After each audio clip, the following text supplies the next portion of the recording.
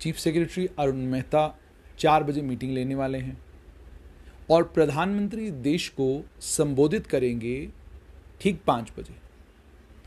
और ये सब कुछ अभी होना है, लेकिन उसके बीच में ऑलरेडी ये मैं आपको चाहूँगा कि आप थोड़ा सा इसको देख लें। सारा मैप, सारा खाका खिंच चुका है, सारी बातें हो चुकी हैं, सब कुछ पता चल चुका है।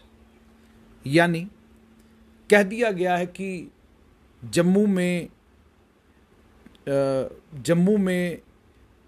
को स्टेटहुड मिलने वाली है, जम्मू से सेपरेट स्टेट बनेगा और उसके बाद कश्मीर को, अर्स्टाइल डिस्ट्रिक्ट डोडा को और राजौरी पुंछ को, इन 3 सेपरेट यूनियन टेरिटरीज में बांट दिया जाएगा। और ये सब कुछ व्हाट्सएप पे चल रहा है और व्हाट्सएप पे ये सब कुछ चल रहा है। और हैरानगी की बात तो ये है, वो लोग जो कल तक अपने आप को कश्मीर एक्सपर्ट कहते थे, वो लोग जो कल तक हर खबर बनने से पहले ब्रेक करते थे, वो लोग भी इन स्पेकुलेशंस का हिस्सा बन गए हैं।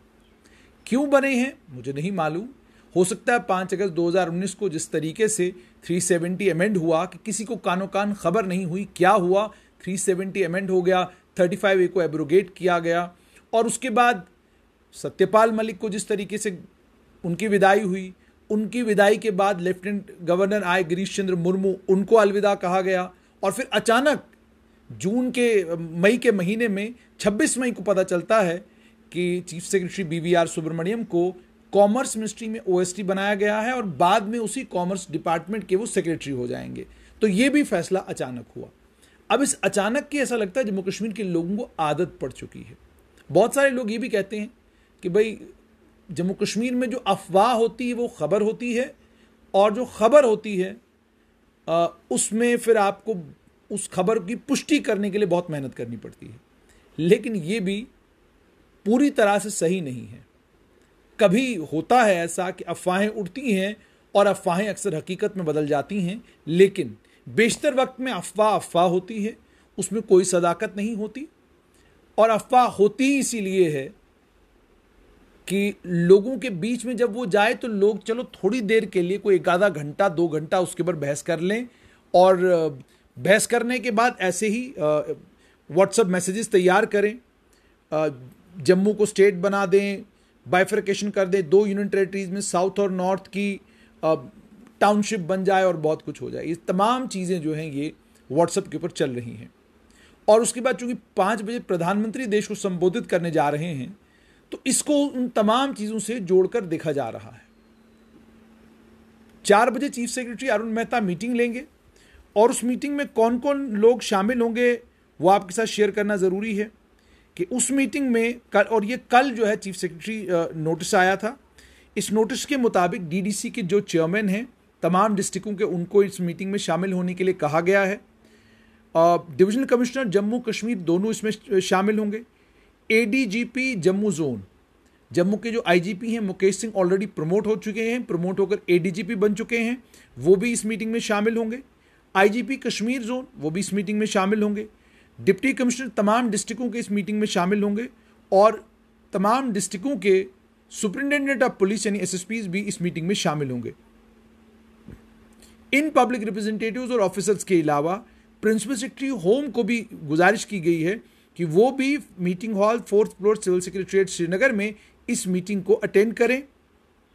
और तमाम डिप्टी कमिश्नर से ये कहा गया है कि तमाम लोगों के नाम जो मीटिंग अटेंड कर रहे होंगे, पार्टिसिपेंट होंगे मीटिंग के, उनके नाम आप प्रोमिनेंटली डिस्प्ले करेंगे, यानी हमें पता चलना चाहिए कौन कौन लोग मीटिंग में शामिल हैं। तो ये मीटिंग 4 बजे होनी है। उसके बाद आज खबर आई, प्रधानमंत्री के ही ट्विटर हैंडल से ट्वीट हुआ कि 5 बजे वो देश को संबोधित करने जा रहे हैं और उसके बाद स्पेकुलेशंस का बाजार गर्म हो गया और उसके बाद ये व्हाट्सएप फॉरवर्ड बन गए और ये सारी चीज़ें शुरू हो गई। पहली बात तो ये कि एक नई डिवीजन अगर जम्मू कश्मीर में बननी है और उस डिवीजन में जम्मू के कुछ डिस्ट्रिक्ट और कश्मीर के कुछ डिस्ट्रिक्ट होंगे तो वो कोई बड़ी डेवलपमेंट नहीं है। बड़ी डेवलपमेंट इस सेंस में नहीं है क्योंकि वो एक एडमिनिस्ट्रेटिव फैसला है, वो लेफ्टिनेंट गवर्नर मजाज हैं उस फैसले को लेने के और वो फैसला ले सकते हैं। उसमें गृह मंत्रालय की स्वीकृति की इनको ज़रूरत पड़ सकती है, वो उस फैसले को ले सकते हैं और वो एडमिनिस्ट्रेटिव मामला है और इतना बड़ा मामला नहीं जिसका समाचार प्रधानमंत्री जो हैं वो अपने देश को संबोधन में दे। पहली बात तो ये। दूसरी चीज, कोविड-19 की पेंडेमिक के बीच में इस वक्त वैक्सीनेशन के रोल आउट को लेकर कोविड पॉजिटिव केसेस का नंबर जिस तरीके से देश में गिरा है और आज जो स्थिति देश की है उस स्थिति से देश को अवगत कराना, देश के सामने सारी फैक्चुअल चीजें रखना, वैक्सीन को लेकर जो कुछ अलग अलग राज्य कह रहे हैं, अलग अलग यूनियन टेरिटरीज कह रहे हैं, हो सकता है वैक्सीन को लेकर कोई बहुत बड़ा फैसला केंद्र सरकार ने किया हो, क्योंकि बार बार लगातार तमाम स्टेट गवर्नमेंट से कह रही हैं कि जो वैक्सीनेशन का प्रोग्राम है, इस वैक्सीनेशन के प्रोग्राम को लेकर केंद्र सरकार को ये सोचना चाहिए कि क्या इस वैक्सीनेशन के प्रोग्राम को हम पूरे देश के लोगों के लिए फ्री ऑफ कॉस्ट बना सकते हैं, क्या मुफ्त में सभी लोगों की वैक्सीनेशन हो सकती है, और ऐसा क्यों नहीं कि केंद्र सरकार ही वैक्सीन सारे का सारा प्रोक्योर कर ले और उसके बाद केंद्र सरकार राज्यों की डिमांड के मुताबिक उनको वैक्सीन प्रोवाइड करे। और भी बहुत सारी चीजें अलग अलग राज्य जो हैं वो प्रधानमंत्री के समक्ष भी रख रहे हैं, केंद्र सरकार के सामने भी रख रहे हैं कि आपने वैक्सीन रोल आउट जो किया है उस रोल आउट में क्या कुछ दिक्कतें आ रही हैं, उन दिक्कतों को रिजॉल्व करने की जरूरत है।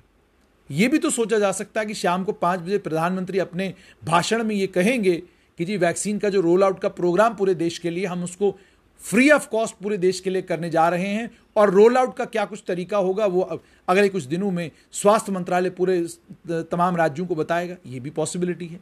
लोगों को प्रेरित कर सकते हैं कि भाई आप वैक्सीन लगवाने क्यों नहीं जा रहे हो, आप वैक्सीन लगवाओ, वैक्सीन जान बचाने के लिए जरूरी है ताकि हमको कोविड की 3rd वेव का सामना न करना पड़े। देश का ढाढ़स बना सकते हैं कि आपको हिम्मत हारने की जरूरत नहीं है, परेशान होने की जरूरत नहीं है, हम इस महामारी से बाहर निकल रहे हैं और हम इंश्योर करेंगे कि 3rd वेव हमारे देश को छुए भी ना, हम इस तरह के कदम उठाएंगे। ये सब बातें भी तो प्रधानमंत्री अपने संबोधन में कह सकते हैं। और प्रधानमंत्री के लिए जम्मू कश्मीर की स्टेटहुड हो, जम्मू की स्टेटहुड हो या कश्मीर को यूनियन टेरिटरी बनाने का फैसला हो, उसे रीऑर्गेनाइजेशन कहा जाता है। दोबारा से स्टेट को रीऑर्गेनाइज करना वो तभी होगा उसके लिए बाज़ाब्ता एक बिल बनेगा। उस बिल को बनने के बाद राज्यसभा और लोकसभा में टेबल किया जाएगा, सेशन बुलाया जाएगा और उसके बाद जाकर वो तमाम चीज़ें मुमकिन होंगी। अच्छा, उसमें भी आपने जोड़ दिए हैं इलाके। आपने कहा है कि पंजाब के 2 डिस्ट्रिक्टों की बात चल रही है, हिमाचल के 1 डिस्ट्रिक्ट की बात चल रही है। ये सब चीज़ें तो चल रही हैं ट्विटर के ऊपर, फेसबुक के ऊपर और व्हाट्सएप के ऊपर ये मैसेजेस आ रहे हैं।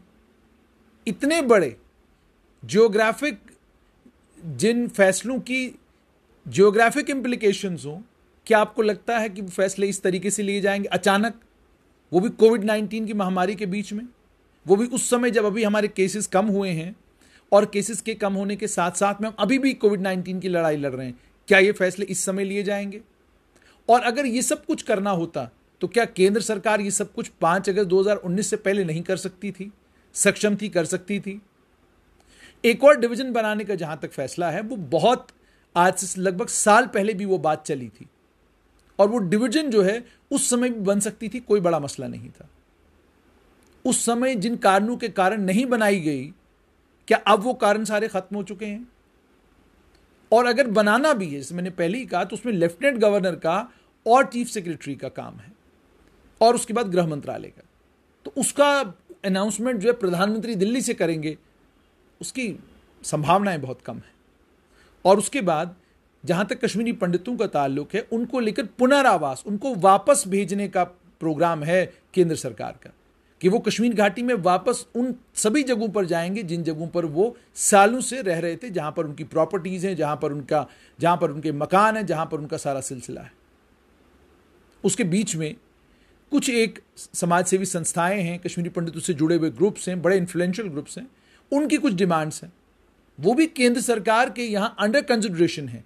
लेकिन इसी समय उन तमाम डिमांड्स को माना जाएगा, इसकी संभावनाएं आप खुद सोचिए कितनी हैं, क्योंकि इस समय लड़ाई तो कोविड-19 के साथ है। इस समय तो सबसे पहले इस कोविड-19 के भयानक दौर से हमको बाहर निकलना है।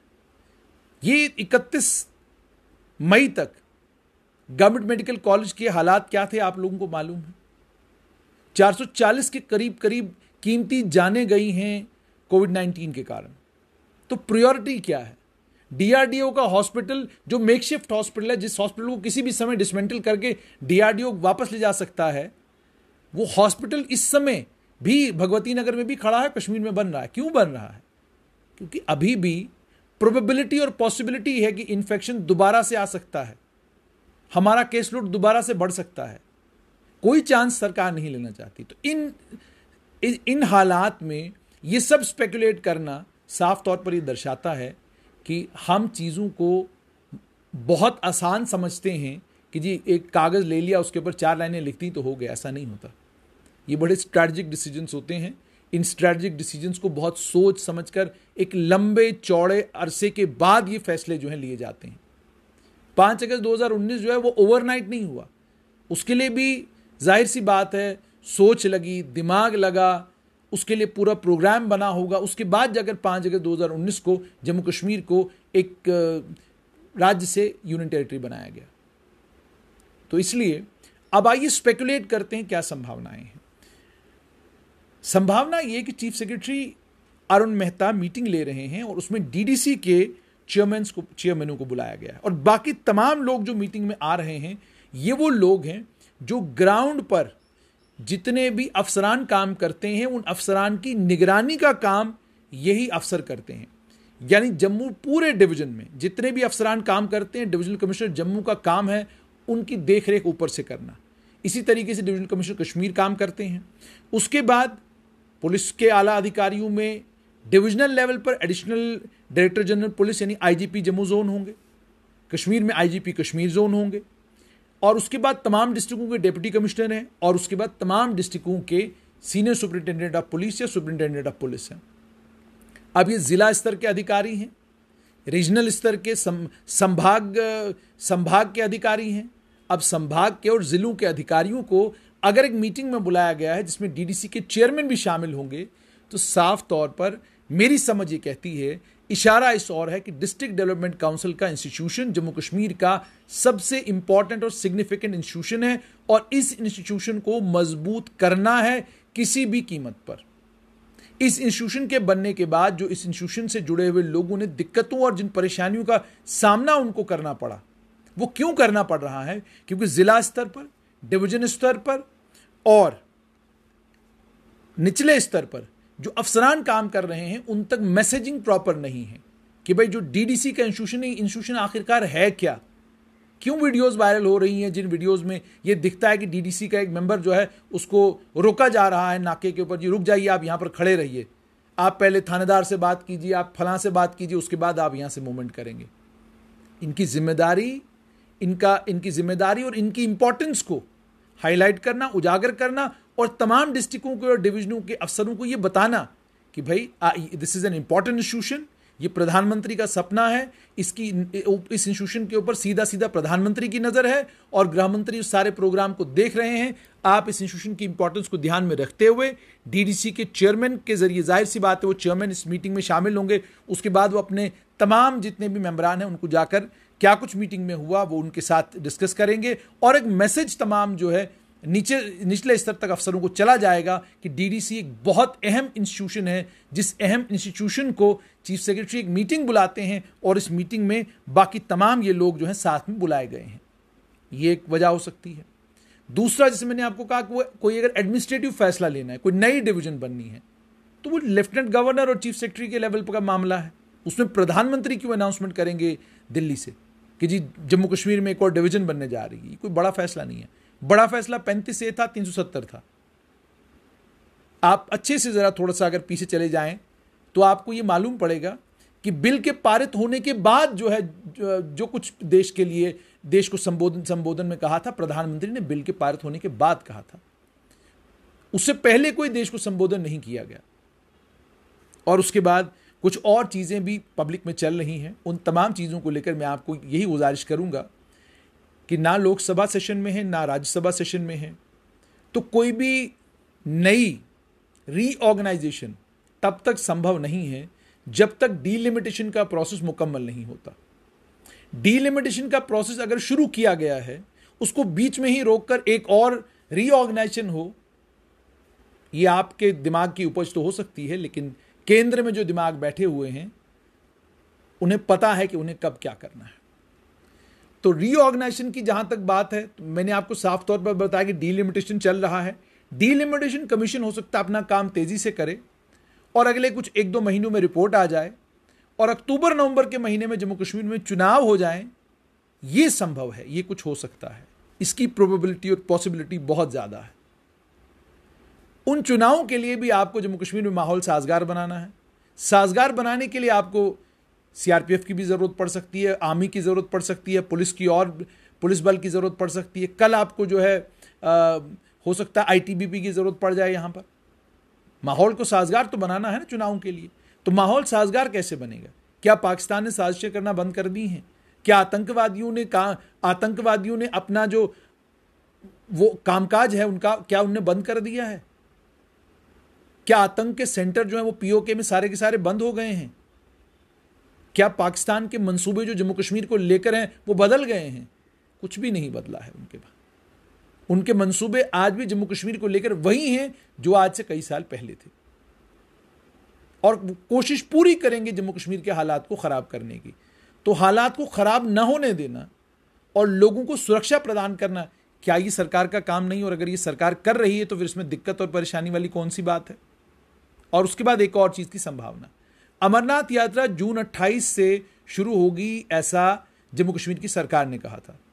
उसके लिए रजिस्ट्रेशन का काम भी आरंभ हुआ था, लेकिन फिर कोविड-19 के केसेस जब बढ़ गए तो उस काम को रोक दिया गया। अब एक खबर आई कि जी यात्रा की इजाजत तो नहीं दी जाएगी, लेकिन लाइव प्रसारण होगा बाबा बर्फानी की उस गुफा से। पूरे देश में लोगों को वहां जो कुछ होगा उसका लाइव प्रसारण जो है वो पूरे देश में किया जाएगा, ताकि लोगों को दर्शन करने का मौका मिले। अब हो सकता है इसके बीच में थोड़े दिनों के लिए, 10 दिनों के लिए हो, 20 दिनों के लिए हो, या हो सकता है 1 महीने के लिए यात्रा को चलाने का प्रोग्राम सरकार बना ले, तो उसके लिए भी सुरक्षा के बंदोबस्त तो करने हैं। तब भी तो आपको फौज की टुकड़ियां जम्मू कश्मीर में भेजनी है। मान लीजिए जून 28 तक हालात और अच्छे हो जाते हैं और आहिस्ता आहिस्ता कश्मीर में जो अभी दिक्कतें हैं, परेशानियां हैं, दुकानें खुल जाती हैं, कारोबार दोबारा से जो है आहिस्ता आहिस्ता स्टेबलाइज होना शुरू होता है, और उसके बाद जम्मू कश्मीर की सरकार को यह लगता है कि चलिए हम फुल फ्लेज्ड यात्रा तो नहीं चला सकते, लेकिन हम ये करें कि जिन लोगों ने ऑलरेडी रजिस्टर किया हुआ है उन लोगों को कम से कम अमरनाथ यात्रा पर जाने दे। यह भी एक संभावना है, और इसकी संभावना सबसे ज्यादा है। अमरनाथ यात्रा संभव है कि 15 दिन के लिए, 20 दिन के लिए, 10 दिन के लिए उसकी इजाजत दी जाए, और उस इजाजत देने के बाद वो जो तैयारियां की जाती हैं, अगर उसके लिए आप जानते ही हैं कि फौज की टुकड़ियां जो है वो बढ़ाई जाती हैं जम्मू कश्मीर में जब भी अमरनाथ यात्रा होती है, क्योंकि हमेशा अमरनाथ यात्रा जो है आतंकवादियों के निशाने पर रही है। तो ये कुछ संभावनाएं भी तो हैं, हम इन संभावनाओं को खातिर में नहीं ला रहे, और हम उन संभावनाओं की बात कर रहे हैं जिनका सीधा सीधा ताल्लुक लोकसभा राज्यसभा से, हमारे संविधान से है, राष्ट्रपति के दफ्तर से है। ये तमाम चीजें वहीं से होनी है। तो इसलिए जितना ज्यादा हम स्पेकुलेट इन तमाम चीजों को लेकर करेंगे और ये अलग अलग तरह के मैसेजेस टाइप करेंगे, उससे हम सिर्फ और सिर्फ लोगों को परेशान करने का काम कर रहे हैं। जो बेचारा आदमी अपना काम कर रहा है उसके जहन में डाल रहे हैं कि भाई ये सब कुछ हो रहा है, ये सब कुछ ना करें। सरकार अपना काम कर रही है। डीडीसी के को और मजबूत करने के लिए सरकार आज चीफ सेक्रेटरी अरुण मेहता की मीटिंग लेने जा रहे हैं। वो डीडीसी के इंस्टीट्यूशन को मजबूत करने के लिए मीटिंग होगी और पक्का होगी। और 5 बजे प्रधानमंत्री देश को जब संबोधित करें, मेरी नज़र भी उस पूरे भाषण पर रहेगी। मेरा अपना ये मानना है कि बात कोविड को लेकर होगी, बात कोविड की वैक्सीनेशन को लेकर होगी, बात देश के उन मुद्दों को लेकर होगी जो देश के मुद्दे हैं, जिन मुद्दों के कारण देश की इकॉनमी, देश की बाकी तमाम चीज़ें जो हैं असरअंदाज हो रही हैं। बात उन सभी मुद्दों पर होगी। और हो सकता है वैक्सीन रोल आउट को लेकर आज केंद्र सरकार ये बड़ी खबर दे दे कि पूरे देश के लिए जो वैक्सीनेशन है उसको फ्री कर दिया जाए, और सभी सरकारों को ये कहा जाए कि पर्याप्त मात्रा में हमारे पास वैक्सीन मौजूद है, हम आपको इस तरीके से वैक्सीन देंगे। या सरकारों की मदद की जाए अलग अलग देशों से वैक्सीन खरीदने में, क्योंकि बहुत सारी सरकारें कोशिश कर रही हैं मॉडर्ना की, फाइजर की वैक्सीन जो है वो अमेरिका से या किसी और देश से खरीदी जाए, मगर उनको दिक्कत यह आ रही है कि वो कंपनीज कह रही हैं कि जी नहीं जी, हम तो केंद्र सरकार से आपकी बात करेंगे, जब वहां से हमें कोई हमारी बातचीत उनके साथ हो जाएगी तो जाकर हम आपकी रिक्वेस्ट को कंसिडर कर सकते हैं। तो ये वो कुछ सूरत हाल है जिस सूरत हाल के बीच में मुझे लगा कि मुझे आपसे जुड़ना चाहिए और मुझे आपको ये बताना चाहिए कि चीफ सेक्रेटरी जम्मू कश्मीर में मीटिंग ले रहे हैं तो हमको स्पेकुलेट करना है। दिल्ली में लेफ्टिनेंट गवर्नर 3 महीने बाद गए, 3 महीने बाद लेफ्टिनेंट गवर्नर दिल्ली गए, 3 महीने बाद BVR सुब्रमण्यम दिल्ली गए, 3 महीने बाद हमारे नए चीफ सेक्रेटरी अरुण मेहता दिल्ली गए, 3 महीने बाद हमारे DG दिल्ली गए। अब वो दिल्ली जब गए हैं और गृह मंत्री से मुलाकात कर रहे हैं तो मुलाकात तो लंबी ही होगी ना, ये कोई रोज की मुलाकात तो है नहीं, लंबी मुलाकात होगी, सारी बातचीत होगी, सब चीज़ों पर बातचीत होगी। और चीफ सेक्रेटरी शिफ्ट हुए हैं जम्मू कश्मीर से दिल्ली, क्या कुछ वो संभाल रहे थे, कितने काम वो अपने चीफ सेक्रेटरी के दफ्तर से कर रहे थे, अब नए चीफ सेक्रेटरी को वो सब काम करने हैं। तो इसलिए स्पेकुलेट जितना हम कम करें उतना अच्छा है। और जब भी स्पेकुलेट करें, मेहरबानी करके संविधान की किताबें और बाकी सब किताबें उठा के थोड़ी फरोल लिया करें। क्या संभव है क्या संभव नहीं है आपको पता चल जाएगा। और ये तो कतई ना कहें कि संविधान से परे भी कुछ हो सकता है, कुछ नहीं हो सकता। अभी तक भी जो हुआ है उसकी इजाज़त संविधान ने दी है तो हुआ है, और आने वाले समय में भी जो कुछ होगा वो जो संविधान कहता है उस संविधान के ऐन मुताबिक होगा ही होगा। और बाकी जो एडमिनिस्ट्रेटिव चेंजेस की बात जहाँ तक है, लेफ्टिनेंट गवर्नर के पास उसकी पावर्स हैं, चीफ सेक्रेटरी के पास उसकी पावर्स हैं, वो जब भी चाहे एक नई डिवीजन कार्व आउट कर सकते हैं। उसमें हो सकता है ज़्यादा से ज़्यादा गृह मंत्रालय से एक आधी किसी नोटिफिकेशन की ज़रूरत पड़ जाए तो वो कोई बड़ा मसला नहीं है। लेकिन डिलिमिटेशन की एक्सरसाइज के बीच में क्या कुछ संभव हो मैंने आपको बता दिया। चुनाव अक्टूबर नवंबर में पॉसिबल तभी हो पाएंगे जब डिलिमिटेशन कमीशन की रिपोर्ट आएगी। तो इसलिए let us not speculate, let us wait till 5 PM। प्रधानमंत्री का जब भाषण खत्म हो जाएगा उसके बाद फिर आपके साथ जुड़ेंगे और फिर बात करेंगे कि प्रधानमंत्री ने आज अपने देश से संबोधन में क्या कुछ कहा और हम किस हद तक चीज़ों को इंटरप्रेट करने में और चीज़ों को सही परिप्रेक्ष्य में समझने में कामयाब हुए।